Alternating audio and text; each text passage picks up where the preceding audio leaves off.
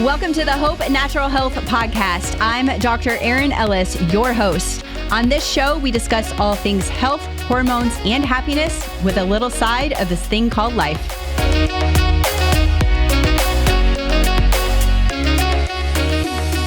Dr. Katelyn Lehman is a leading voice in mental health innovation, blending a community-based approach with cutting-edge service delivery methods. With a Ph.D. in clinical and multicultural community psychology, she champions accessible and equitable wellness systems that promote whole person health and human dignity. As the founder of Quantum Clinic in LA, Dr. Lehman developed a multi-modal framework focusing on mitigating chronic stress and inflammation, primary contributors to disease. Her work is recognized for its emphasis on neuro-cardiac function, cognitive entrainment, and emotional regulation, setting a new standard in preventative mental health care. With extensive experience across forensic, integrated care, and clinical settings, she provides practical, research-backed insights into the challenges faced by community-based mental health initiatives. I'm excited for this conversation today to talk about the keys to reducing stress and improving mental wellness with Dr. Katelyn. So welcome to the show. Thank you so much for having me. That was quite the bio. A lot of tongue-twisting words in there. I'm surprised I got it out. Amen to that. Right? Well, before we dive into all the things about stress and mental wellness, give me a little bit more about your background and how you became a doctor and your journey. Yeah, sure. I laugh. It's almost like being this way. I learned it through osmosis. I was raised by two psychologists, my mom and my stepdad. My dad has a business background, so I'm sort of like that hybrid daughter of both. Yeah. But yeah, I originally, went to school for international studies. So I kind of have always been really interested in the intersection of macro and micro. So where how global systems and global challenges and issues that we face affect us on an interpersonal level and intrapersonal level. And that sort of sweet spot between macro and micro is really where I feel most at home. Yeah. Awesome. So let's dive into your zone of genius here. You talk a lot and mention the word or the concept of coherence as a key to unlocking potential. So what does this mean, and how can it be cultivated to improve mental clarity, creativity, and overall health? Yeah, sure. So you want to think of coherence as a state, right? It's a physiological state that we can access and we can practice. We can entrain ourselves to be more rather than less in a state of coherence. Coherence refers to the synchronized entrainment of our heart with our brain. So by practicing sustained, heartfelt, positive emotional states, right? Connecting to joy or wonder or gratitude or deep appreciation, right? That actually signals through vagal afferent traffic, like the energy and information generated by the heart, then begins to regulate the brain in a system-wide way. So it supports essentially like a cascading effect of over 5,000 different beneficial neurochemical, neurophysiological changes in the brain. And it's all about love. Sounds easy. It actually is easy, but easier said than done. Right? Yeah. In the context of daily life, right? Anything else, it's a practice. And that's kind of why we think of ourselves at Quantum Clinic as a community of practice of how do we live more fully embodied, heart-centered, connected, and present lives. Well, with practice. And, we have a service that involves rest or reduced environmental stimulus therapy as a way to support people in having a space to really allow that those deeper processes of Mm. the restore, repair, Mm-hmm. to activate. Okay. So we've mentioned the word. I mentioned the word once. You've mentioned it once or twice, but your research touches on cognitive entrainment. So Yeah. can you explain what that is and how it can help people with emotional regulation, resilience, even this coherence? Yeah. So entrainment is a fancy word that means to train, right? Mm-hmm. So it's about how do we practice, it's through practice effect, right? Accessing this state of coherence, which naturally results in greater greater connectivity between the prefrontal cortex and the brainstem, the amygdala, right? And Mm-hmm.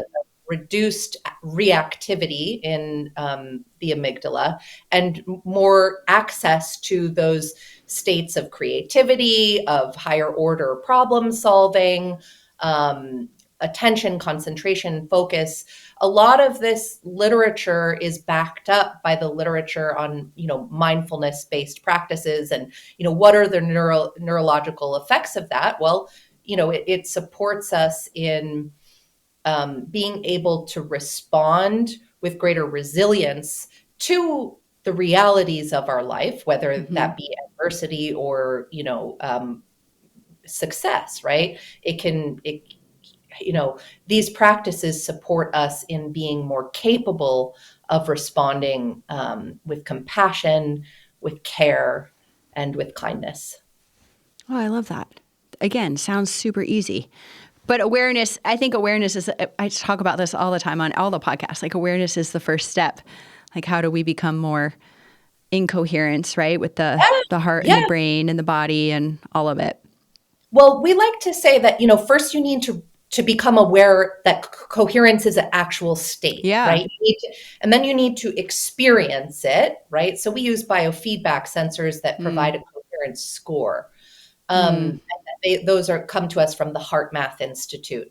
The Heart Math Institute has been doing research on the central role of the heart in mediating our full sensory experience for over 40 years. And mm, so they have an easy wearable device that just clips onto the earlobe. mm-hmm, And through these meditative practices, connecting with our heart and those positive affective states, we can then show empirically our clients, okay, your coherence score is a 1, or it's a 2, or it's a 2.8, right? 1 is good, 2 is great, 3 or above is excellent. So, mm, over the duration of the experience, then people are like, oh, so I can do this?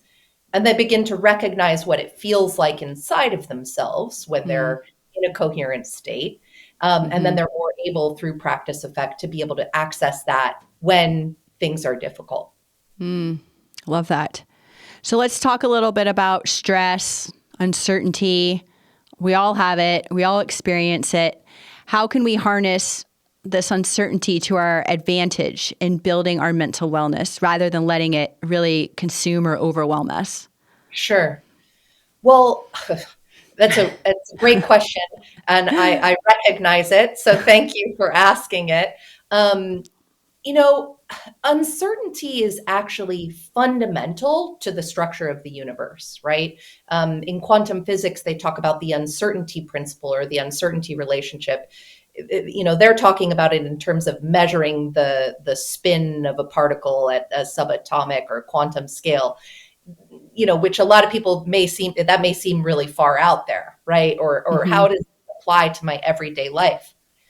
But when you recognize that we are not separate from that, and that uncertainty itself is fundamental to the mechanics of the universe, that includes us.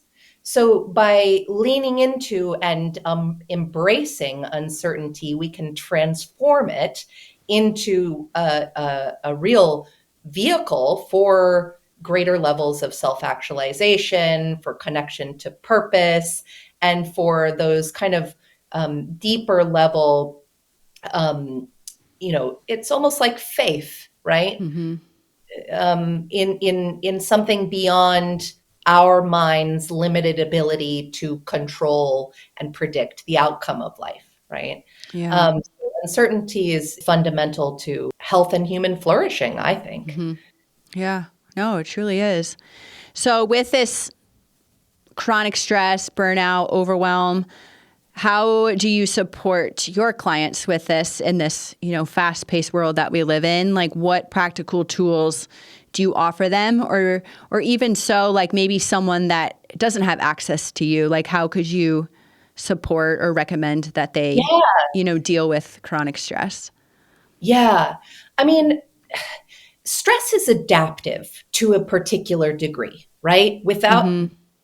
the stress response is innate within us. Mm-hmm. But the biggest shift that I think it has the most impact is when people are able to reframe their relationship to stress, Mm. seeing it not as a burden, but as an Mm-hmm. indicator of an opportunity for greater Mm. connection and greater presence and greater clarity, right? So when stress flares up and we recognize that we're overstressed or chronically stressed, that's an indicator for us. It's a survival mechanism. But when it's overactive or hyperactive, then it can be a detriment to our Mm-hmm. health and Yeah. longevity. So it's about redefining stress, not exclusively as a negative, building a relationship to our stress and to the natural ebbs and flows of stressors in daily life that allows us to see it as a messenger, right? Mm-hmm. For what our body and our mind and our heart truly needs. So the next time we feel stressed, maybe look at it as, okay, what is this trying to show Yeah, me, teach me? yeah, yeah. Interesting. Yeah, that's a great way to reframe the brain there. You do a lot, or you're very passionate about the power of prospective thinking. Hmm. So, can you break down how our thoughts, feelings, and sensations shape our future and how we can leverage this for personal growth and development? Totally. So perspective thinking is actually it's another term for our imagination, right? It's the ability to conceive of, to imagine new possibilities and new futures for ourselves while being fully grounded in our experience of the present, right? Mm-hmm. So this is like referring to, as somebody trained in clinical psychology, like, the data that we look at is people's emotions, Mm-hmm. thoughts, right? The realm of our imagination, that's a private experience, that's an inner experience. Mm-hmm. So when you begin to realize that there's a relationship between our inner experience and the manifestation of experiences that happen in the outside world, there's a feedback happening there between our imaginations and our ability to engage in this prospective thinking and what we draw in through our life experience. That there's a fundamental relationship and feedbacking that occurs inside, outside, inside, right? Mm-hmm. So beginning to play in that space, connect to your sense of curiosity, of joy, of inspiration, like those skills are so needed right now at this time Mm-hmm. in our world when things feel at times unbearably overwhelming in a global sense, right? Mm-hmm. And uncertain, Yeah. in context of all of the major catastrophic systems changes that are going on, whether they be geopolitical or the climate-based and environmental challenges that we're up against, collectively, like, or just the day-to-day stressors of being a mom or having a family, or whatever your life is about. um, Being able to set aside time to intentionally connect with that innate sense of play, curiosity, creativity that is innate to this imaginal space, right? Mm-hmm. Allows us to then create the lives that are most aligned with our deeper values.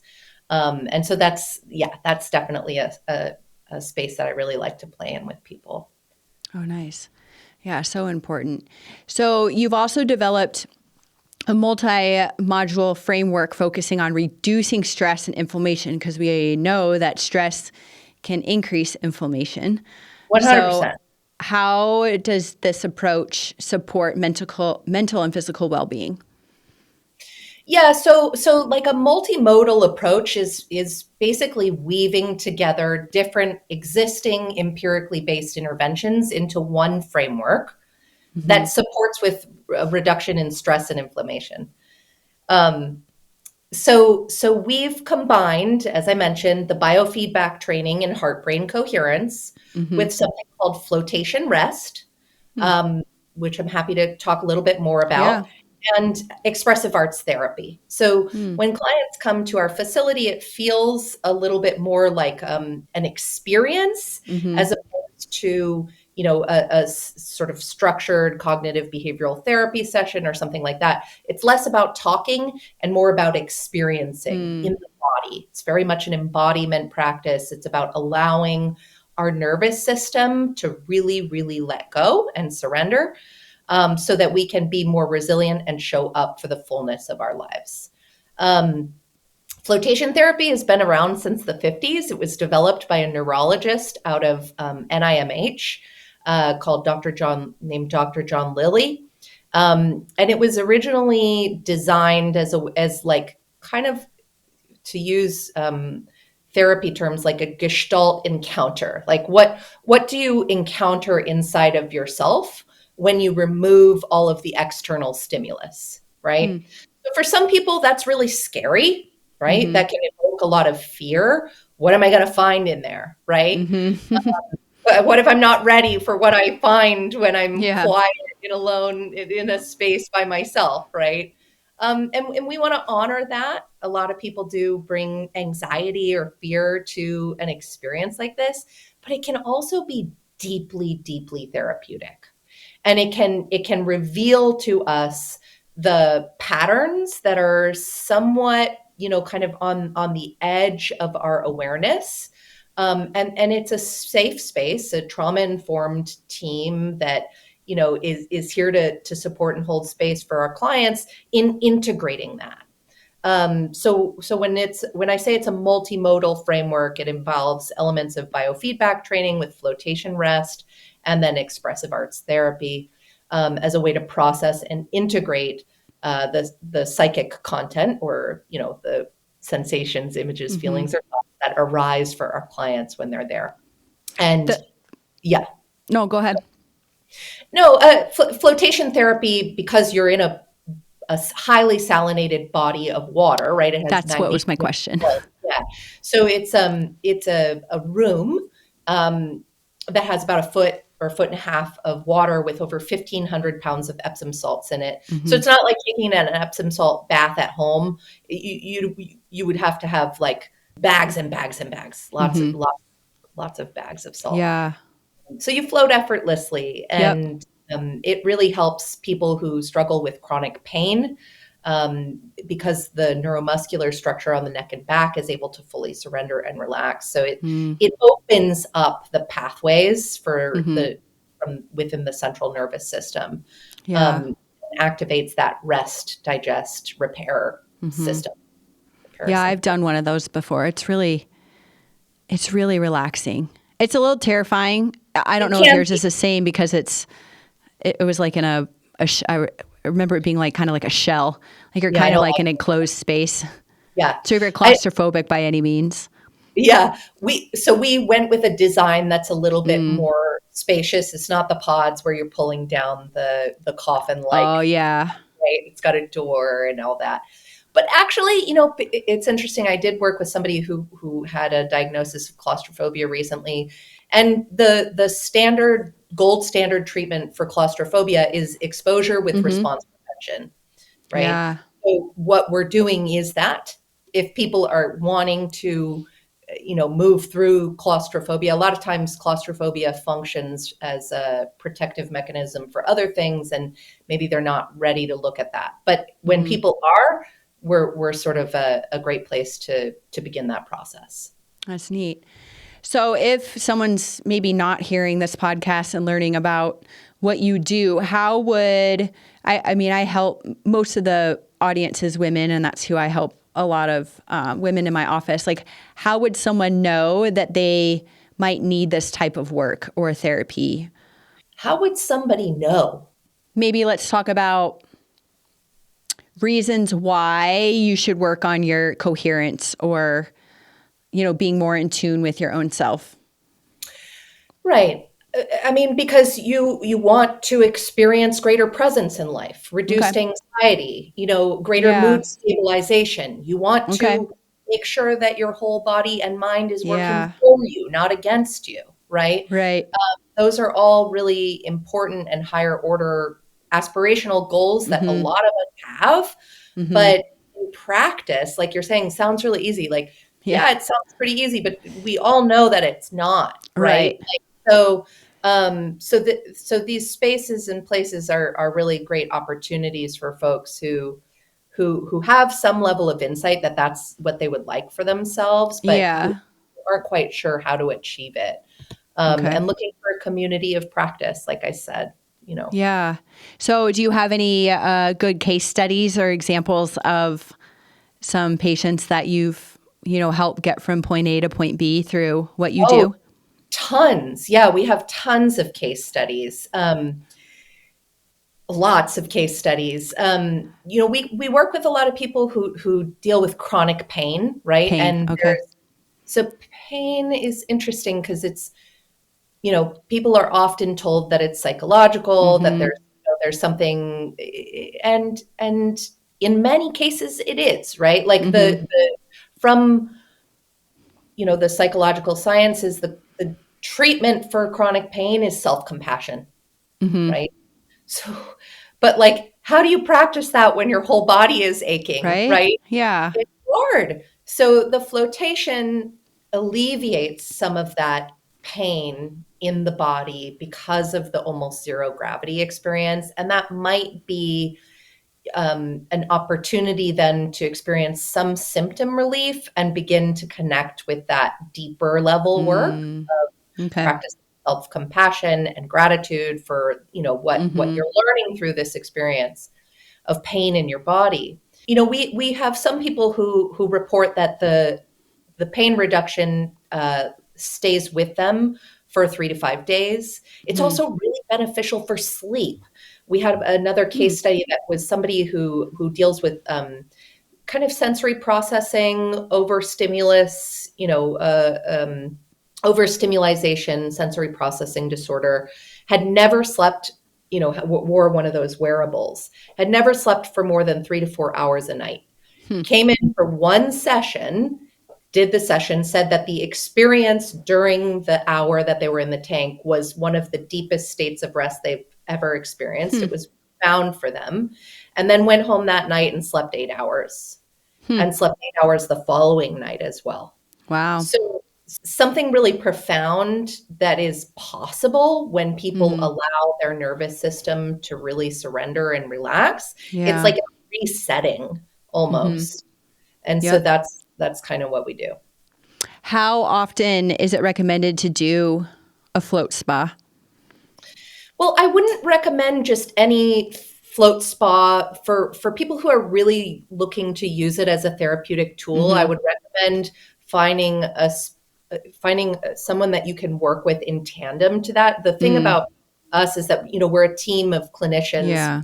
My staff are LCSWs and, I have my background. So, we really hold space for people in a way that takes it just beyond kind of a transactional experience. Right.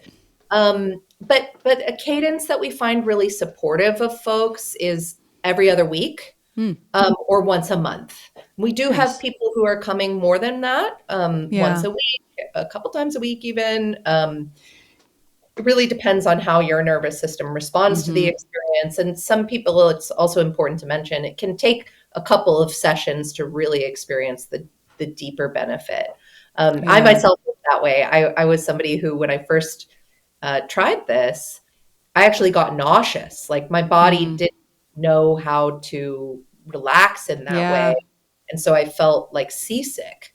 Mm-hmm. Um, and so I was able to work through that inside my own heart and mind, and that's not the case for me anymore. But if I hadn't stuck with it, I wouldn't have been able to Right. see the benefit. Yeah. Awesome. Yeah. What else did we miss about what we've talked about today that you wanted to potentially touch a little bit more on that would be helpful for the audience? Did we catch most everything? I think we pretty much got it. I mean, the Yeah. only thing that I can say is just keep practicing that self-love Yeah. and that gratitude and, connection to your curiosity and sense of wonder and joy. Like those actually are the affective states that support Yep. coherence. And so Yep. if you can find even micro moments to connect to that deeper Yeah. sense of, purpose and joy, then that is one step closer to the life you want to live. Awesome. Well, this might be your answer to this, or you might have already answered the question I'm going to ask you now. But I ask all my podcast guests, what would be your best or favorite health tip that you could share with the audience? Is it that practice Yes. the fun play? Practice joy, practice gratitude, Yeah. Curiosity and creativity is your birthright. Yeah. And so, I understand that it's hard to connect with those things when we feel overwhelmed and overburdened, anxious and stressed. But you're the only one that can do that for you, right? Yep. Like there's nothing that I can do that can make you better. You have to do it for yourself. Like, and so finding a space and a community of practice that can support you in that journey is important. Yeah. And I think it's not only hard to do for that reason, but what I experience in clinic is a lot of patients feel like they don't have the time to do that. They're like, well, I don't know when I could fit in any more time in my day to add one more thing. But it doesn't have to be, you've mentioned it doesn't have to be long. No. Micro moments. You can do it when you're driving your car from your house to drop off your kids. Like I literally do it on the commute to take my son to school. I say to myself, okay, I get in the car, I turn it on, and I'm sitting there at the driving wheel and I say, okay, how can I connect to my sense of joy and wonder and gratitude? And there you go. There we go. Like, it's not, don't think about it so much as needing more time in your day. It's like the quality of how you spend your time. Yep. Yeah, that's really good advice. So there's some more tips there. Yeah. Awesome, Dr. Katelyn. This has been a great conversation. We'll make sure to have your clinic website linked and your Facebook and social media and all of that so people can connect with you. I really appreciate your time being here today. Thank you so much. It was a pleasure speaking with you. Awesome. Well, that's a wrap, everyone. We'll see you again next week. Thank you so much for listening. Make sure to like, share, subscribe, and leave a comment below. And if you haven't done so, please be sure to give us a rating on your favorite podcast platform. Join us weekly as we inspire you to be your best version. For more, follow me on Instagram at dr.erinellis. Until next week, you got this.